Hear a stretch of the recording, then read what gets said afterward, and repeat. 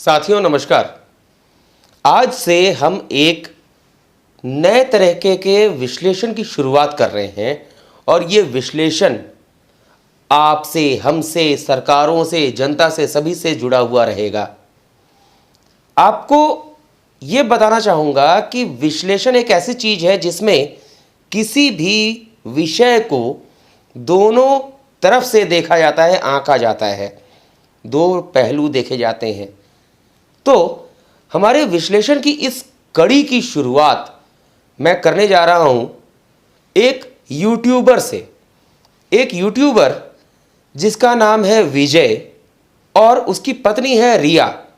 विजय रिया blogs नाम से उनका यूट्यूब चैनल है और काफ़ी अच्छा देखा जाने वाला चैनल है। उनके व्यूज़ लाखों में जाते हैं। उन्हीं को लेकर आज ये विश्लेषण कर रहा हूं मैं। आपने भी शायद नाम सुना होगा विजय रिया व्लॉग्स का। विजय और रिया की कहानी शायद आपने देखी हो, सुनी हो। बहुत सारे लोग ऐसे भी हैं जो नहीं जानते होंगे। संक्षेप में मैं ये बता दूं, विजय एक लड़का है, रिया उसकी पत्नी है और इन लोगों का प्रेम विवाह हुआ था वर्ष 2014 में। जब ये लोग स्कूल में हुआ करते थे उस समय से इन लोगों के बीच प्रेम प्रसंग शुरू हुआ और समय बीतने के साथ साथ इन्होंने एक दूसरे के नज़दीक ये आते गए और विवाह कर लिया, शादी कर ली। जहाँ तक जानकारी है उसके अनुसार इन लोगों के परिवार वालों ने इनकी शादी को स्वीकार नहीं किया, लेकिन फिर भी ये जूझते रहे, लड़ते रहे, जिंदगी से संघर्ष करके आगे बढ़ने की कोशिश करते रहे। इसी बीच कोरोना महामारी आ गई।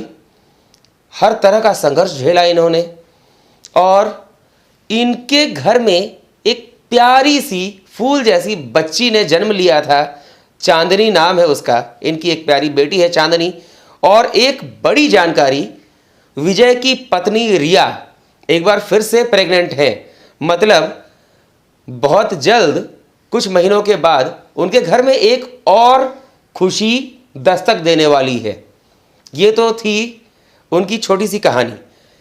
विजय और रिया को जब उनके परिवार वालों ने एक तरीके से दुत्कार दिया, स्वीकार नहीं किया, इन्होंने संघर्ष करके किसी तरीके से कहीं गार्ड की नौकरी की तो कहीं कुछ और किया, जीवन यापन करना शुरू किया। कोरोना महामारी के दौरान इनके कुछ मित्रों से इनकी ऐसी मुलाकात हुई, इन्होंने यूट्यूब चैनल चालू किया विजय रिया व्लॉग्स के नाम से। दोनों पति पत्नी ने बहुत मेहनत की। मेहनत करके अपनी दिनचर्या को, हर दिन जो कर रहे हैं, डेली रूटीन, क्या परेशानी है, क्या खुशी की बात है, हर चीज़ इन्होंने आपसे, हमसे शेयर करने की शुरुआत की, हमें आपको बताना चालू किया। धीरे धीरे यूट्यूब ने भी इनका साथ दिया और धीरे धीरे ये आगे बढ़ते गए। आपका सपोर्ट इन्हें मिला, आपकी सहायता मिली और इनके व्यूज़ लगातार बढ़ने लगे। लाखों में व्यूज़ आने लगे। हर वीडियो कई कई लाख पहुंचने लगा और सीधी सी बात है, इन्हें यूट्यूब की ओर से आर्थिक सहायता मिलने लगी, आमदनी होने लगी।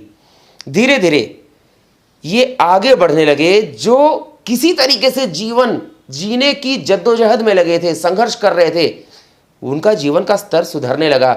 इन्होंने किसी तरीके से अपना एक घर बनाया। वो वीडियो भी हमने देखा है, किस तरीके से मिट्टी का कलेवा बनाकर इन्होंने ईंटों की जुड़ाई की थी और इनकी छोटी बच्ची इनके साथ लगी रहती थी। दोनों पति पत्नी लगातार संघर्ष करते हुए आगे बढ़ते रहे। कभी बीमारी हो, कभी कुछ हो, लेकिन दोनों ने एक दूसरे का साथ नहीं छोड़ा। आगे चलकर जब पैसे आने लगे, इन्होंने कभी भी अपना व्यवहार नहीं बदला।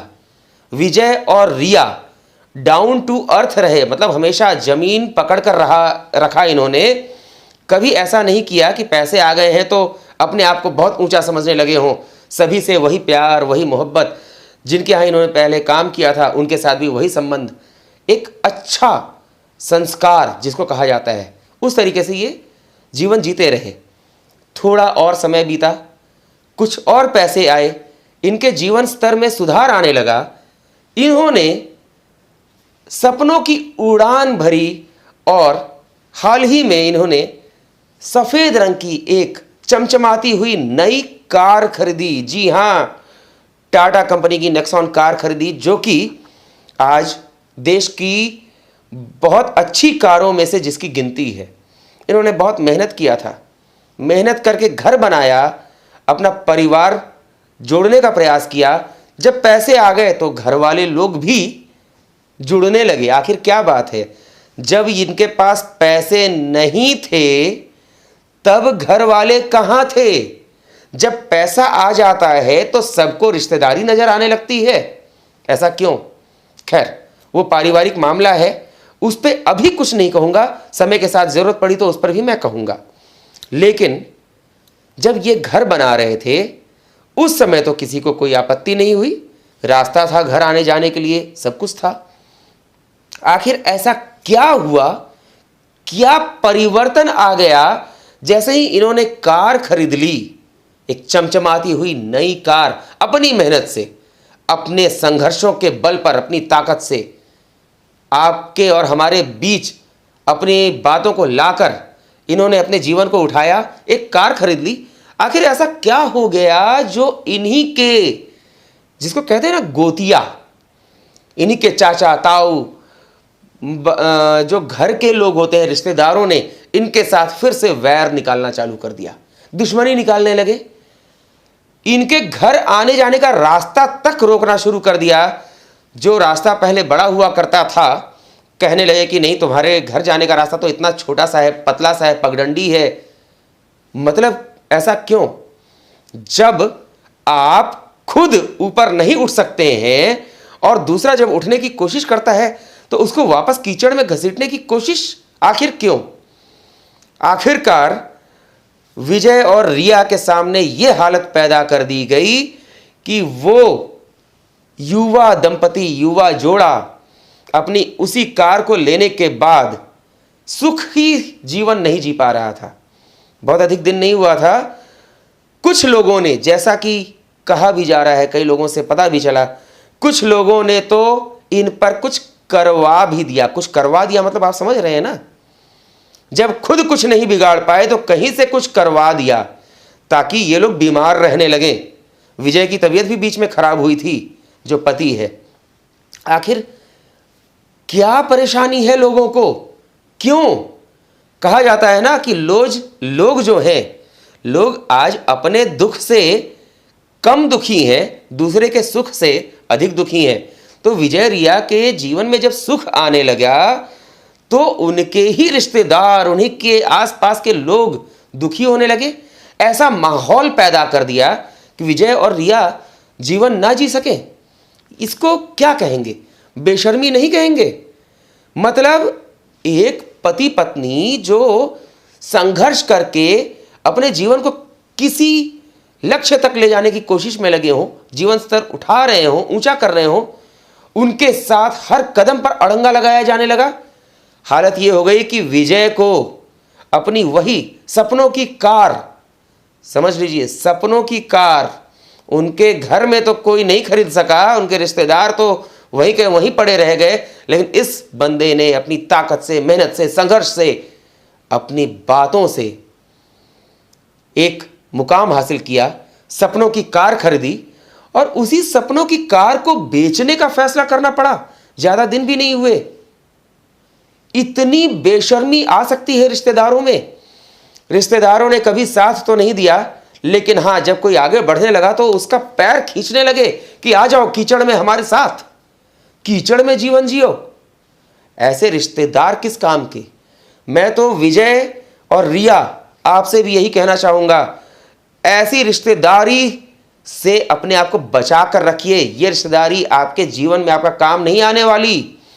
सीधी सी बात, एक बात ध्यान रखिए, रिश्ते एक दूसरे की सहायता के लिए होते हैं, सहयोग के लिए होते हैं।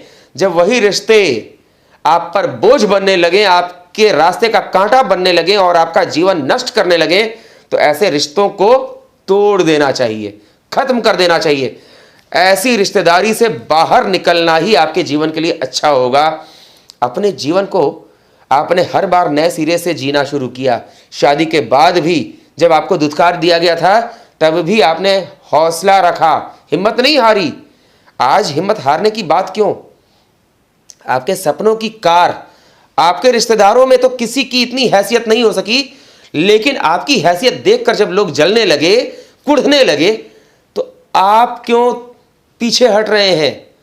कार बेचने का फैसला आपने किया, मुझे कहीं से भी ये उचित नहीं लगा।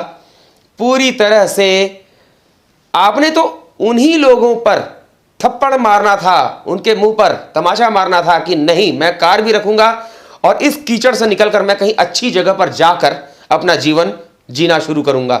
बहुत सारे रास्ते थे। आप उस इलाके को छोड़कर कहीं और भी अपना घर बना सकते थे।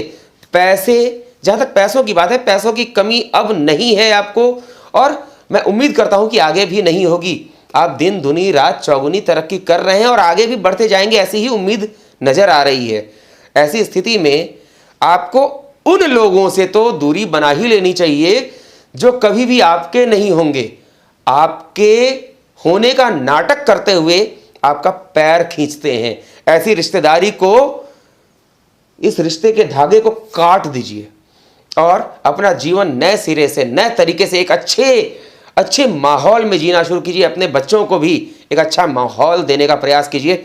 आपका होने वाला जो बच्चा है, आपकी आने वाली संतान है, उसको भी एक नया माहौल देने की कोशिश कीजिए। मैं तो यही कहूँगा और ईश्वर से भी यही कामना करूँगा कि इस दलदल से आप जितनी जल्दी हो सके निकल जाएं और एक अच्छा घर हो आपका, एक अच्छा परिवार हो आपका, आपके सपनों की गाड़ी आपके आंगन में खड़ी हो और आप जो करना चाहते हैं जीवन में वो कर सकें, हर समय अच्छे रास्ते पर आगे बढ़े, यही कहना चाहूँगा। और आपके रिश्तेदार अगर देख रहे हैं इस वीडियो को, उन्हें भी मैं इतना तो ज़रूर कहूँगा कि रिश्तेदार केवल नाम के नहीं होते, काम के होने चाहिए।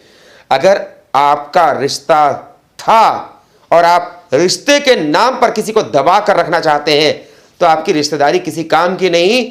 इससे तो अच्छा वो है जो अनाथ होते हैं। आपने तो स्वयं खुद ही अपने रिश्तों को कलंकित कर दिया है। इसलिए विजय और रिया को अगर आप कष्ट दे रहे हैं तो आप ये जान लीजिए आप अपने लिए कौन सा रास्ता तैयार कर रहे हैं। कौन जानता है कि आने वाला रास्ता आपका और भी कठिनाई भरा हो, कोई नहीं जानता। इसलिए इतना कहकर मैं इस बात को समाप्त करूंगा, इस विश्लेषण को समाप्त करूंगा। विजय रिया के लिए, उनकी बेटी चांदनी के लिए और उनकी आने वाली संतान के लिए मेरी तरफ से शुभकामनाएं हैं और मैं यही चाहूँगा कि ऐसे दलदल से विजय आप निकल जाएं और एक अच्छे जीवन की ओर आगे बढ़ें। जल्द ही एक और ख़ास तरीके के विश्लेषण के साथ मैं आपके सामने आऊँगा। तब तक के लिए नमस्कार।